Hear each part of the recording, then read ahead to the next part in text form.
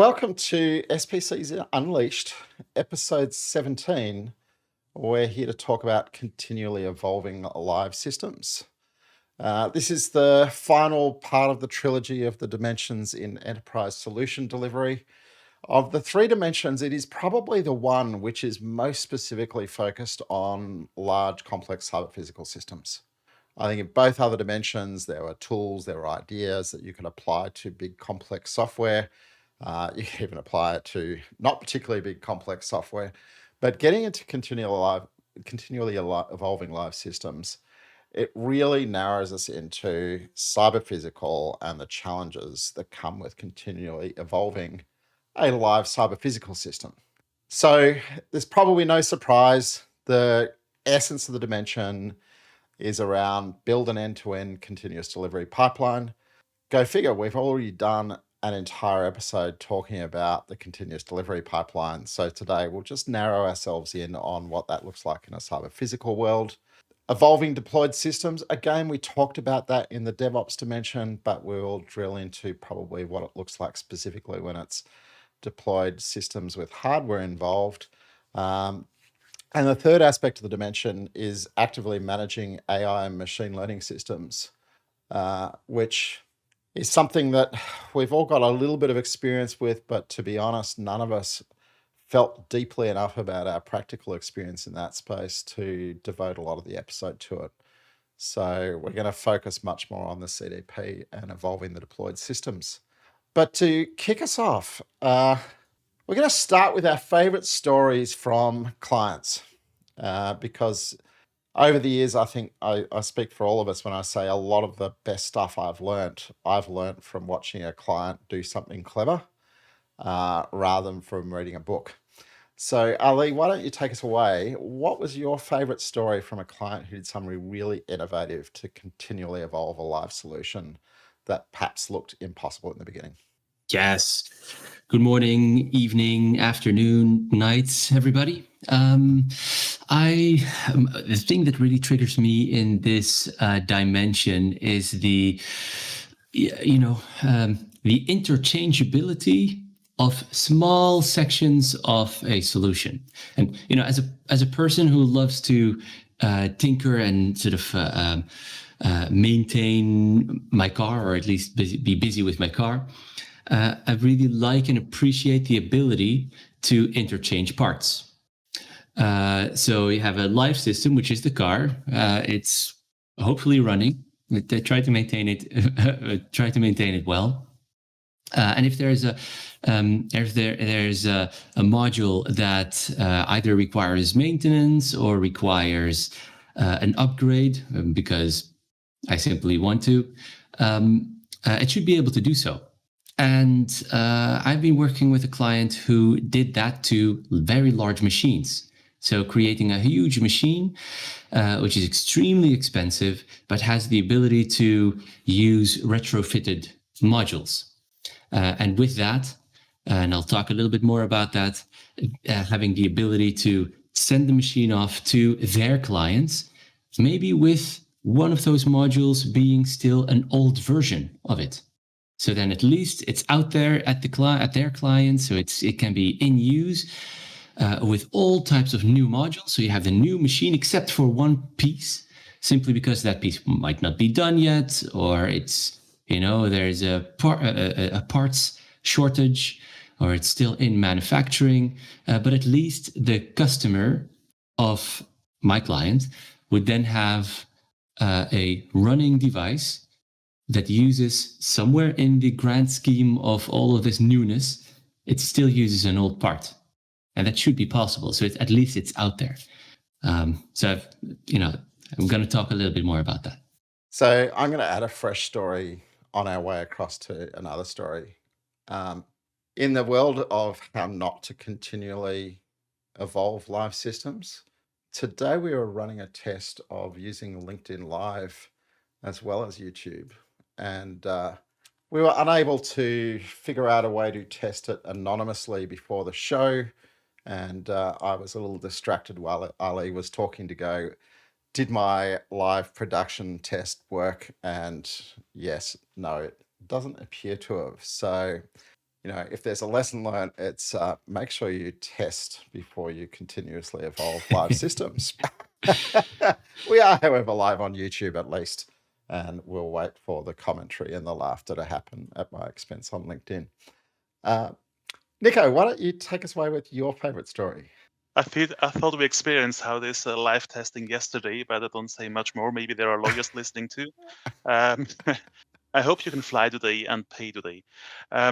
So in my case, it's a collection of favorite stories. It's all about the continuous delivery pipeline and big companies saying, we don't need this because our clients are also big and the solution isn't that agile that I need every week, every 2 weeks, every month. It's just once in a half a year or twice in a year. So I don't need this expense because nobody wants that frequency of often deployment. But what they didn't realize is that you also train a muscle memory. It's really about learning how to do it. So if you do it only once in a year or twice in a year, and then you have a bug in the live system, you end up with, oh, I have no idea how to fix it fast. So I give you a package where you have to install it manually, or it's just an emergency. So even if you think you don't need it, and even if your clients think or saying, once in a month or every 2 months is too much for us, it's a memory, a muscle memory, a skill set you need. So please invest in continuous delivery pipeline, just that you are able to be fast in accidents or in failures. So you had a great story from conversation at Nashville you were going to share, Niko. Do you want to dive into that? Say it again. A great conversation You had about? a great story from a conversation you had in Nashville that you were going to share. Yeah, that was really cool. So it was the closing celebration at the State Summit in Nashville, and there were people from a company who had live systems, and there was tanks in the sea, and what they had to be able were to deploy then when the ship or the tank is reachable. So it was not I deploy it now because I enjoy to deploy, because it's the window. So they really had to be able to deploy whenever it's possible and not whenever the time schedule says. So it was really cool to have this conversation and see what they are struggling, what they are doing. So yeah, it is also the same like the same story. You need the skill to, because now it's the window, and now I have to deploy, and that's why you need the continuous delivery pipeline. Without it's you don't have the time, or you're not ready, or whatever. Beautiful. Now, Stephan, it feels like your favorite story is a pretty recent one. Kind of, yes. I had the opportunity to enter the cyber physical world the last few years, and shifting from a more software environment to the cyber physical world. And it's really exciting. I like it. And what I've learned is there's a lot of smart people out there. There's a lot of smart thinking. But how do you bring it together? How do you make sure that you break those silos where there's lots of good people? And I've learned that the last year in the aircraft industry, hey, if it doesn't fly, you can't sell it. So make it fly, and how you make it fly is very crucial and important, because if you produce aircrafts, they're up there in the air, in the skies, like 20 to 30 years. And if you design it the wrong way, as we talked about last week or 2 weeks time, hey, it's probably running out of life cycle time pretty fast. And yeah, I like this cyber physical world, and I'm still learning. So I was reading the newspaper this morning about yesterday's events, and there were a few comments coming through around, at least this didn't happen. And one of those comments was no planes crashed. So when I saw you starting a story in the prep notes for the show around Pilatus and aircraft, continually deploying live systems, is this like the plane's in flight and you're continually deploying, or take us a little bit deeper into that? Okay, without inflicting my NDA, it's more about the whole solution lifecycle, right? It's not about this is a flying software box. It's still a hardware box with lots of software in it, lots of modules, lots of components. And the thinking goes, how do we design new modules that fit into an existing space, an existing design, but it's upscaled, it's new technology. How can you change a tech stack over the time? How can you migrate over the time? That's the big discussion now in this industries that I'm supporting, and it's really exciting. So it's more how about having an economical life cycle that really pays off, right? And if you have a brand or if you have a product that sells itself, even more, you should think about the life cycle because you might have competitors out there that will scratch on your door, they will scratch on your part of the market, and you never know what happens. So being ingenious, being innovative is really crucial, and that's what kind of yeah is designing your success at the market. So if we start to kind of transition and dig a little bit deeper into continuous delivery, I think there's a thing that's conjured in a lot of people's heads when you talk about continuous delivery, which is constant updates being inflicted on you, right? And spending hours a day in Miro, as I do, there are days where it feels like Miro updates 10 times. And what happens, we're in the middle of doing something and all of a sudden there's a little bit of an hourglass and a screen flicker and maybe a web page refresh and Miro's updated. Likewise, if I'm playing a game, that game can be updated while I'm in the middle of a game. And, I'm not having any choice in the matter. It's just stuff is getting pushed at me. But I think one of the biggest things to wrap your head around as you start to think about the CDP in a cyber physical space is that this is not continually inflicted on you. It's about saying, well, this thing's going to be out in the field. It's going to be out there for a long time. It needs to be updatable and you need to be able to safely and regularly update it. And Stephan's already kind of touched on, and Ali's touched on this idea of, building into your design the configurability to be able to let you start to change things in the field. But when you get into, what does that mean for continuous delivery?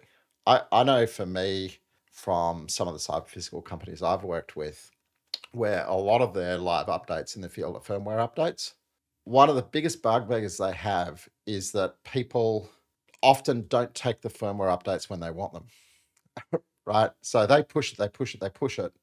And, it could be 9 months and all of a sudden somebody goes and applies, the last 20 updates at once. So there's this separation between I've pushed an update and somebody has chosen to take advantage of it, which makes life very interesting when you think about your continuous delivery pipeline. So, Niko, why don't you take us in as a starter into the world of the continuous delivery pipeline and some of your experiences there about how it becomes different in that cyber physical space? I would love to, but let me add one thing more. When I listened to Ali and to you and to Stephan, I realized when I did my education to become a computer scientist, the modularization was really an important part. And somehow I think we forgot about it because we just created one solution. And it was much more easier to write everything together and not making spaghetti code, but making it faster by not having proper interfaces. And when I listen to Ali saying, hey, I can run something with an old part in it, it's really an important skill that you have to regain again. Because if you have this modelization, you can just exchange models on the fly. You know how to interact. So it's a really cool thing for those who are as old as me. Just get the old skills again, and you're up in the modern time again. What you ask now about hardware and continuous integration, I remember the first time when I said to a client of me in the hardware space, in a medical device space, about continuously build every 2 weeks. He just said, "You're crazy. You're a software guy. You have no idea how much it costs. So if we have to build this thing every 2 weeks, um, it costs every new build costs us thousands, maybe million." And I told him, no, I didn't mean build every time a new hardware. I just told you it's important to be able to integrate often. And what we ended up was they were building a platform, and you cannot build a platform every 2 weeks because it really costs hundred thousands. What they did is they built more generic platforms with clear interfaces, and then on top of this, you can put either software simulating the stuff you want to have in the hardware, or put bigger, cheaper hardware and experimenting with the hardware until it fits what you want. And then when this solution you build on top, it's good enough, then in the next time you create the platform, it just built in the hardware. So not build the hardware every 2 weeks, but having a generic hardware allowing you to simulating things in software, or simulating with another colleague told me a story about did a lot of things with Raspberry Pi before they decided to build it in the real hardware. So be able to experiment, be able to play. That's what we mean with continuous integration, continuous deployment in hardware. Because if you build it every week in new hardware, then you are poor you become poor very fast. Yeah, indeed. I if I may just riff on top of that, when I was preparing for this dimension, honestly, I thought about a lot of activities that engineers already do and already have done for many, many years. If we're talking about, and I'll just come back to the car example, simply because, if you want to explain anything complex, you can explain it as if it was a car.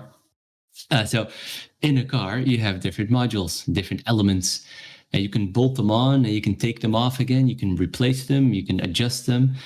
Those are interfaces, and interfaces are being developed forever. There's nothing new.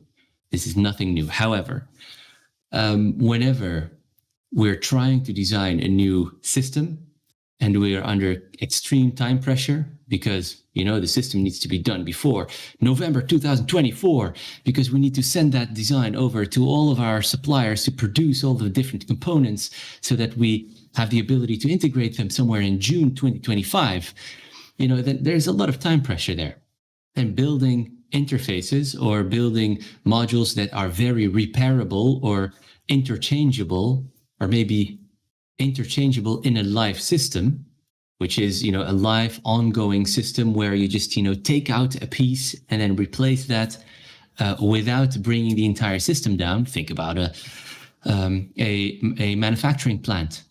It has conveyor belts. It has all kind of machines. They call them stations typically on the shop floor. And these stations all have their own task. And the entire factory is continuously producing. But then, are you able to interchange one part out of that entire chain of machines without disrupting the flow of the factory? Because if that's the case, then the factory is standing still, and it's, as Niko mentioned, it's going to cost you a lot of money, and nobody wants that. So let's say the difficulty there is not so much the idea of modularization, so creating modules or creating your system in modules. It's the ability to how should I call it?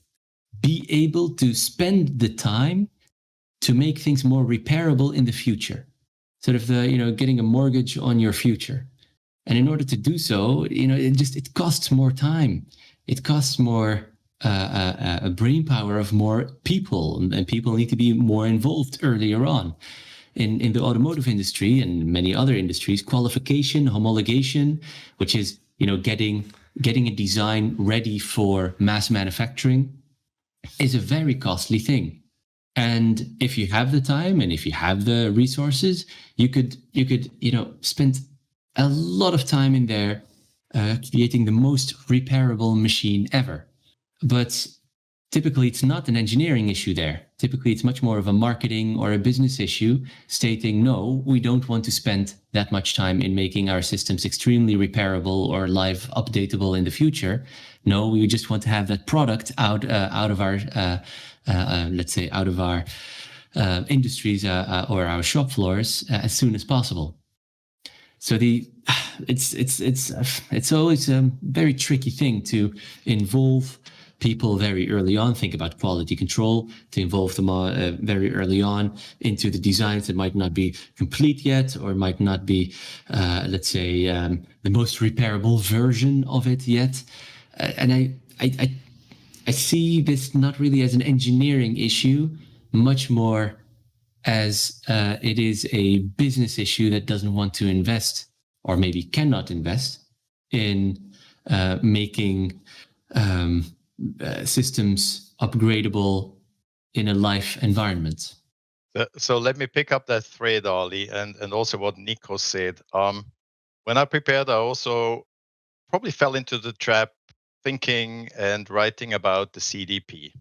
And if I step back as a change agent, 2 or 3 steps, it's about the context, right?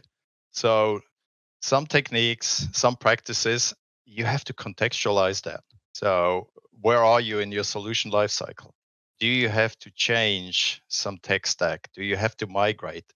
Is it different context with different challenges for the CDP than if you are creating a new product where you think about not only the total cost of ownership, as you mentioned, right? You have to engineer it. You have to come to the start of production. What could be an early MVP? What could be a prototype? And what could be advanced afterwards? For example, if you are in the aircraft industry, if you have a good brand, your early MVP, your first version, can't be quick and dirty. The customers, the market have a high expectation, and it needs a certain time to engineer that product, that new plane, right? And advancing the solution or the system later is a totally different thing. But how do we bring together the different areas, the different dimensions, the different topics when it comes to creating new stuff and producing the stuff and sustaining the life cycle? And what I liked, what I learned in the past is from Tesla, SpaceX, your product is not your product, it's a production line, right? So how do you integrate new items? How do you integrate new modules along your production line? That means engineering, creating stuff should be done at the same time, at the same place, where you look over your shoulder, you see what production line does. You as an engineer, you in engineering, you are like a fork. And if it's better than the production line, then you can switch. Otherwise, you don't reach the DOD, you don't reach the DOR in those different sections along a production line. So for me, it's contextualize where you are, what you try to achieve is very important. And another aspect that I see more and more, and Mark, you mentioned it, we wanted to skip it, but I have to bring it in again. It's data management and design for AI and machine learning, right? Massive data sets. If it's about the value chain, if it's about the supply chain, you can't ignore it. How do you bring in the digitalization and the transformation regarding the usage of those massive data sets? You can't ignore it. It's huge, right? So I want to dwell here for just a second. And I think it's been the ever interesting journey for us as we've worked through the dimensions of going, which dimension are we talking about now? How do we make sure we talk about this dimension or this aspect of this dimension rather than the thing that we naturally talk about?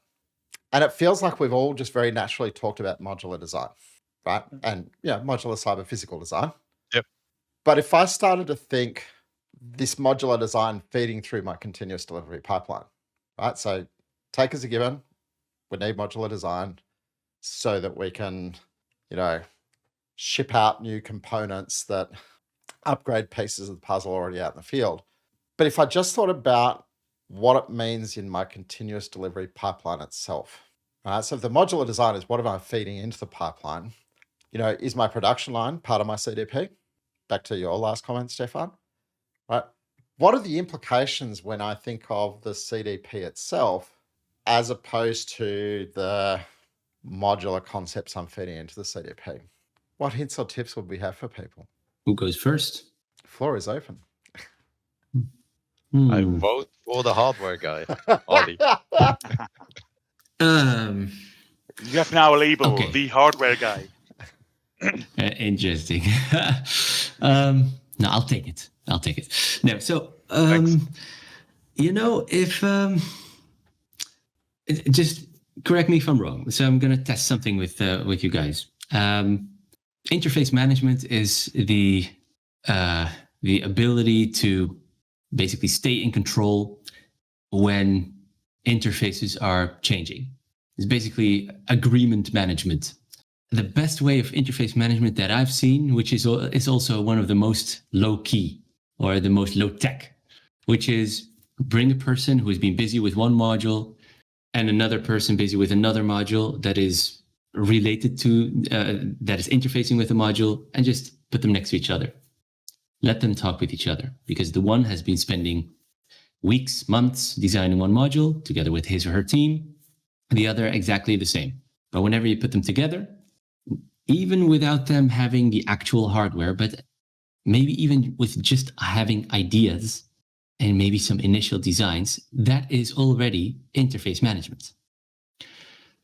Because it's in a way, an interface is a set of agreements between one section of a machine and another section of the machine. And you would like to be able that both modules, they bolt together, or whenever they're put together, that the electrical current in one module is the same as the electrical current in the other module, or at least on those connections amongst those two modules. So that somehow the best way of just reducing risk, and this is again in engineering, this has been out there forever. But it's typically done as a sidetrack with FMEAs, which is a failure mode and effect analysis. That's nothing new. It's part of every hardware engineering project. But the point is, how can we do that faster? And how can we, rather than decoupling FMEA, which is in a way risk management, and the design of all of those modules, how can we not decouple them and put them together? So, just putting people together in a way, forcing yourself to test interfaces very early on is just, it's risk management. It's the ability to figure out whether in the nearby future, one module or another module might get in trouble if there are any updates. And it's very often it's just ideas. One module might be more prone to updates. If anyone has any smart, smart components in their house, smart light switches and so forth, that for the longest time, the Zigbee protocol has been the go-to protocol for connecting all of these devices. So you could buy, some components, some products from this supplier using the Zigbee protocol, another amount of products from another supplier using the Zigbee protocol, and that works together. However, recently, more and more companies have been switching over to Matter, which is a different protocol, which basically means that if you buy a new light switch, that might not work with all of your lights that you have installed in the last couple of years, which, by the way, costs a lot of money. It's these things are very expensive lights typically, but it's an interface, and I've been working with a client where these teams have been developing just that: smart lights, smart switches for curtains, and everything that you have in your house. And what they've done is the people who have been working on the Zigbee versions of these smart light switches, they have been working on the Matter versions of those same products. While in the past, there was typically a completely new team that was assembled to work on this new generation product, using new technology. So the whole notion of stable teams who outlive projects, who are working on, let's say, newer versions of technology, who are still communicating with each other very early on, one module with another module, communicating very early on with each other, has just been extremely useful. Why? Because you keep the knowledge within the team. The interfaces are tested very early on. They figured out that, there's probably a huge market of people, of customers who are using Zigbee protocol components in their house. So why don't we create something that works with both Zigbee and with Matter? If you purely look at it from a business or a marketing point of view, that makes total sense. But if you look at it from the angle of project management, project manager might be like, wait a second, that's a lot of additional time that needs to be spent in order to create something that is compatible with everything. And I don't have that budget. Or, we need to spend way more time, which will create which will make the eventual products that we're going to produce way more expensive, or we have way smaller margins, and it might not be interesting. But typically that doesn't have to be that much of an issue if you just put the engineers who have been working on the same products that are part of stable teams just together frequently. So if I summed up your advice, and it's so good having the hardware guy on the team, because you actually have so many examples to draw from. Thank you. When I think of CDP in a cyber physical system, there's a mental image that comes to my head. Those people who take dominoes and they build these amazing, like thousands of dominoes in complex interconnected pathways, and you knock over the first domino and then you just watch this show happen and pictures get drawn and eventually the final domino falls, right? I have in my head this mental map, and I think a lot of people do, that says I'm going to have all these automated pipelines, and there's going to be a huge amount of complexity about one pipeline that's the domino for 3 pipelines. And when they are all finished, they merge back to another domino chain. And really all you're saying, Ali, is you can think of the continuous delivery pipeline as the different way people work together to optimize flow through it, long before you ever worry about super sophisticated, complicated automated pipelines. Yes. Short answer. And listening to you guys, what just popped up in my mind is Conway's law, right? We're not only talking about creating and maintaining the CDP for the cyber physical system. There's the second system that creates the system, right? How do you bring together, and you mentioned it, Ali, the collaboration of all those people. And I remember talks the last few months and years with customers, and you mentioned it, Ali, it's out there. It's common sense, it's common practice, common methods, modularization is there. We know how to deal with legacy systems and so on. But when you change an existing system, you're not only updating existing interfaces, you are creating new ones. And for the social system, how do you bring the new ones in? How do you familiarize those people with the collaboration, the communication that is going on? And I've learned in informatics, information systems engineering, if you have an interface and if the different components are moving with different speed, you need adapters. But from time to time, you have to get rid of the adapters and you have to kind of, neutralize those by updating the interface. And for me, that's the same in the social system. And I think the CDP is tied to Conway's law. Again, this context has to be considered. Otherwise, you will have the wrong impact on your hardware design, on your mechatronic design. And what I've read in the preparation, Niko brought up, in the old days, hardware was sold. But nowadays, we are talking about not only cyber physical systems, we are talking about ecosystems, right? That has to be considered as well. If you think about the CDP, if you think about the people along the CDP creating those solutions. So let's jump on this. In the old days, hardware was sold and it was actually mine, right? And, let's face it, in the old days, software was sold as well. I remember very distinctly my father when Adobe moved to the Creative Cloud software as a service. And he was outraged because he'd always owned his copy of Photoshop. And he'd always had a choice to go when there's a new version, is it worth upgrading this one? And all of a sudden it was like, I don't get to own it anymore. But let's think about that the old days, because you take everything we've just talked about. It's easy when you're in greenfields to go, today I'm designing new products and I'm going to design them so that I can continually evolve them.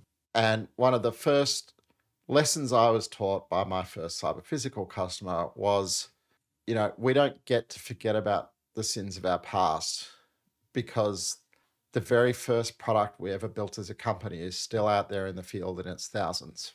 And my curiosity is, if I'm in a company that's kind of heading down this enterprise solution delivery path, and they've got the new products that they can approach with this in mind, but then they've got the old products that are out there and inescapably out there in their thousands or millions, what have you seen in terms of people being able to lessen the impact of that legacy?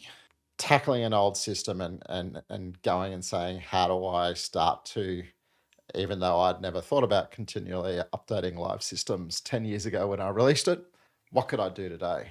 What have you seen? I think you have to be under control which versions are out and which versions you want to support. So if you're 10, 20 years on the market, you cannot support your very first baby, even if you love to. At the end, it's difficult because it's everything not incompatible. But if it's very old, it's different to maintain it. So you have to make clear to your customers that the old things, if they work, but you have no right for a warranty, guarantee, or whatever, that we help you solving your problems. And with the new way that you don't own the thing, the hardware, it's not your own, your precious, it's just rented.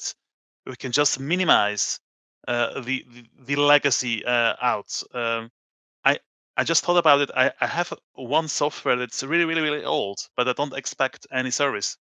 It just works. I use it once in a while, and if it doesn't work well, I have to switch to a new version. So I think you need a clear communication which kind of products versions you support and which no, and not, and have a kind of a roadmap like Microsoft has. I'm not sure if Windows 3.0 still has a support, but it's out there. There's still plenty of code bloat in the current Windows providing backwards compatibility to Windows 3.0. I think DOS is still working. Yeah, it's still backwards compatible. Yeah, it's one thing. Think about backwards compatibility. But I think if I call now Microsoft and say, I have a Windows 3.1 machine in my basement, can you help me with the upgrade and installing the new Windows Edge browser? That will define me as crazy and don't help me. What about you, Mr. Hardware? Any words of wisdom on this one? I think what I heard from Niko was make a commercial decision and recognize that sometimes you can't change the past and you've got to just be deliberate in your stance. Have you seen something clever that allows you to be more? No, but it's exactly that. It's exactly that. In the hardware world, the legacy products that are still out there are typically called installed base. So the installed base is out there and might need to be maintained. Depending on the product, some products are built to last 10 years. Some products are built to last 30 or 60 years. It has all, let's say, different, how should I call it? A different mode of working behind it. The only thing that I see and that I've read about and that I've had endless amount of discussions about is the difficulty of finding people that are able to maintain the legacy systems, the installed base. And that becomes exponentially more difficult whenever we are working in projects where we just assemble a team. There's a customer out there that still has very old systems that were designed for 10 years, but we're 30 years ahead. And that customer wants to pay for support. So what do? We assemble a small little team who's going to maintain those old systems.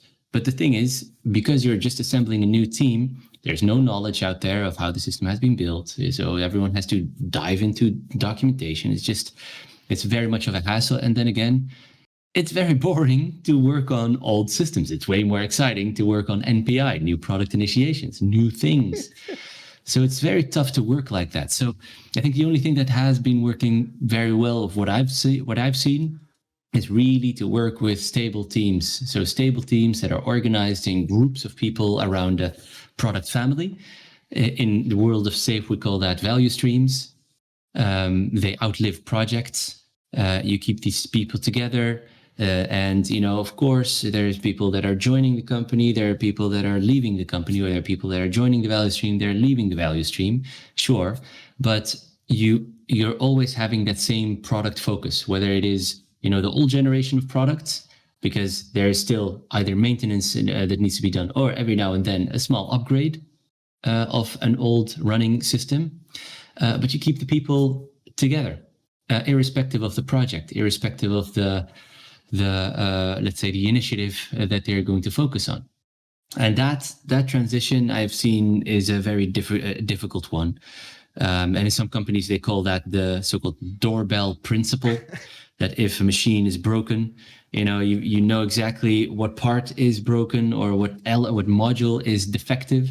You can press the single doorbell within your production company, and that doorbell routes back to the team that has designed it or has maintained it, because again, it's a stable team. But it's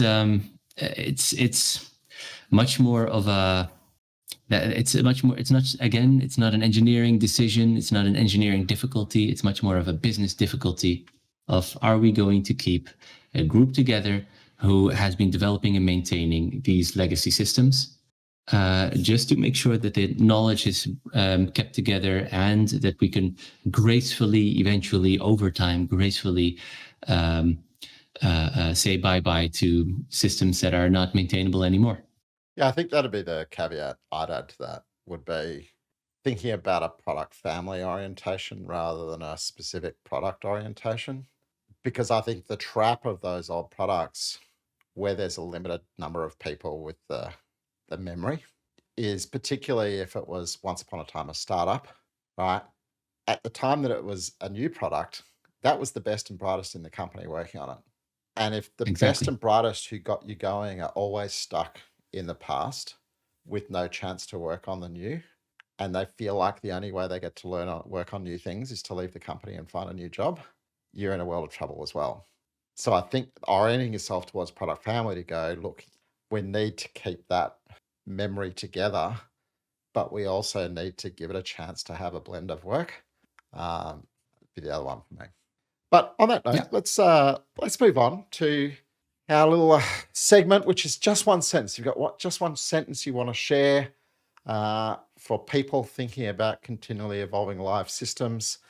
I'm going to kick us off, and it probably triggers quite nicely to the last little conversation. Just because you couldn't continually update your old live systems doesn't mean you can't plan to do it for new ones. Right? Don't get stuck in the past mindset when you're building new products. Niko, what's yours? I just changed it on the fly after the preparation. So mine will be modelization, and the skill to deploy continuously is even more important with live systems and big systems. Beautiful. And Ali? Nice. So Niko was continuously evolving his sentence live. Nice.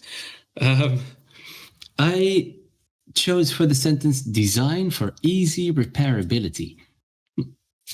Nice. There's no verb in your sentence. I don't care. I have 4 words. It's extremely efficient. Is treating design as a verb? Yeah, it seems like. Sorry, Stephan. It's okay. That's okay. So I went back to the meaning of the CDP. The old agile mantra for me is verify and validate for fast feedback. How fast we can look. All right. So that takes us to measure and grow. And in the world of measure and grow, I think we're going to have to start with Niko, because Niko, in our warm-up chat before we went live today, went, measure and grow was boring this week. So Niko, why don't you tell us why measure and grow was boring for you? I didn't found anything special. It sounded like had it already, measured it already, was in the last in the last dimension. It felt like Hobbit the movie, unexpected trilogy. It's too long and not really too much meat on the bone.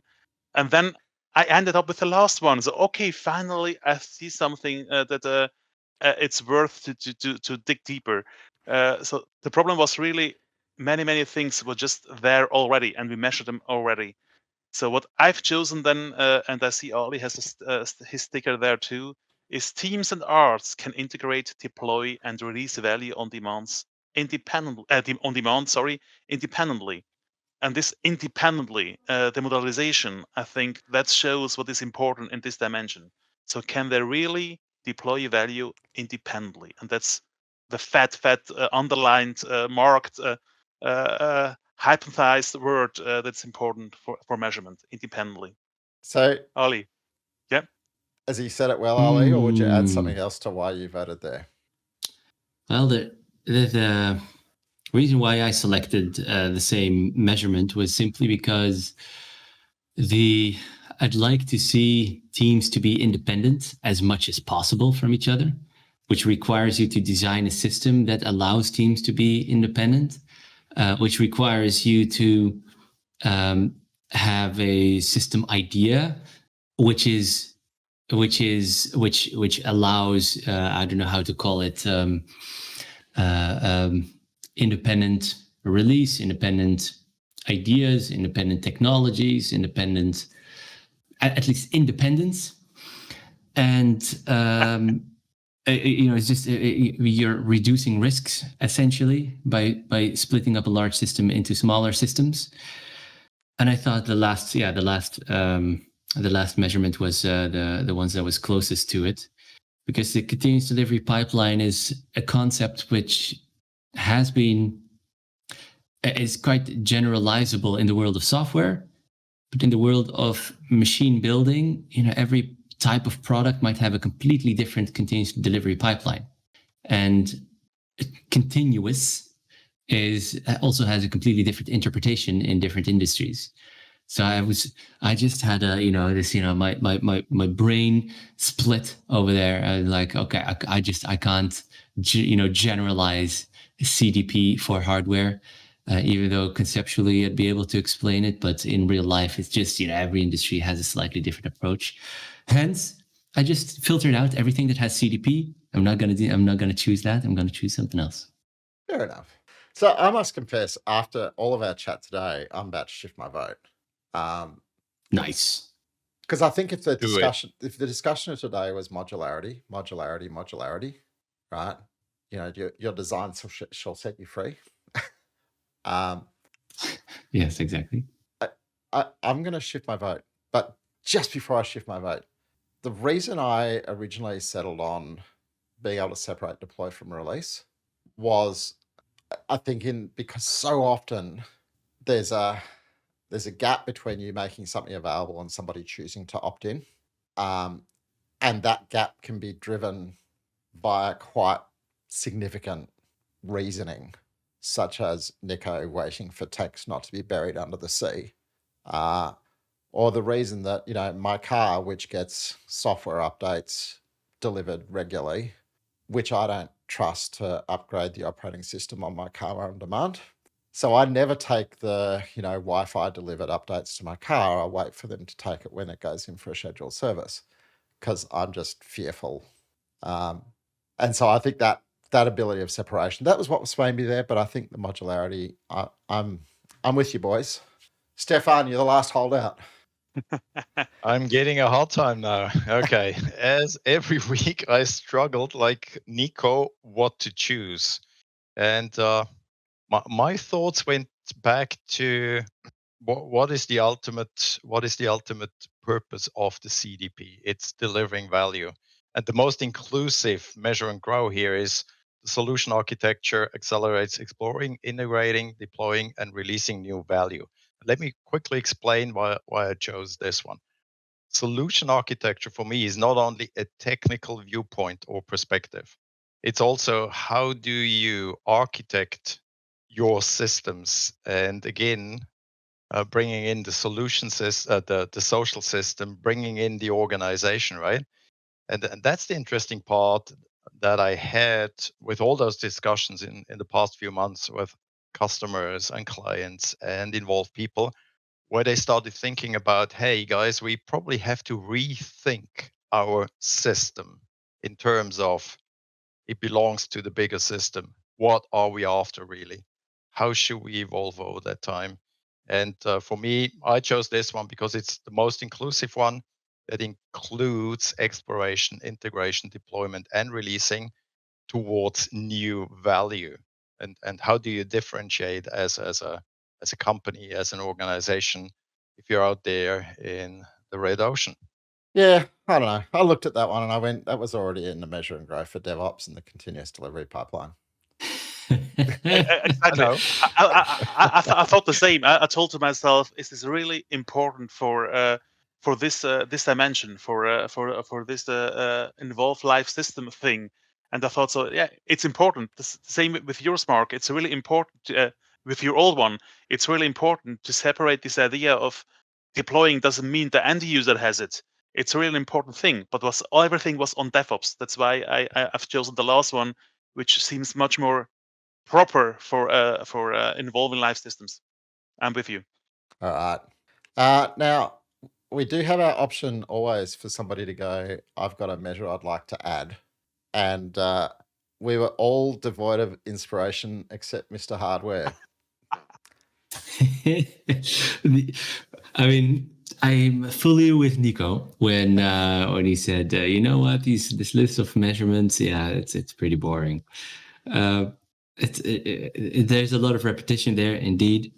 And I was thinking, I pushed myself and tried to think, okay, if in the context of this dimension, I would like to measure something, which is very tough probably, but still, then I would like to measure or take account of the amount of changes that are happening in interfaces quarter on quarter, because you would like to have that amount to be zero or as close to zero as possible, which requires, to be an interface to be well thought out from the get-go. But I would try to take a look at that. Interesting. Because I had my head going to versioned interfaces in software. And then I went, well, that's kind of like building shims in hardware, and engineers had shims. So it's exactly what it is. It's an interesting one, isn't it? I really love it because usually we try to be agile and faster and saying some things has to be stable. I love this. Very interesting. All right. Sorry, go on, Stephan. You had some more words? Just to answer Niko's statement, agility only works if you move from one consistent state to another one, right? I know. Thank you. Yeah. All right. So I assume our extended gaps at the moment are happening because the Swiss love to have lots of holidays. But it's 3 weeks. We are back on the 10th of August, and we're done with enterprise solution delivery. And we're going to start talking about something that it feels like I spend almost all day, every day talking about at the moment. And we're going to be in the world of lean portfolio management, talking about strategy and investment funding.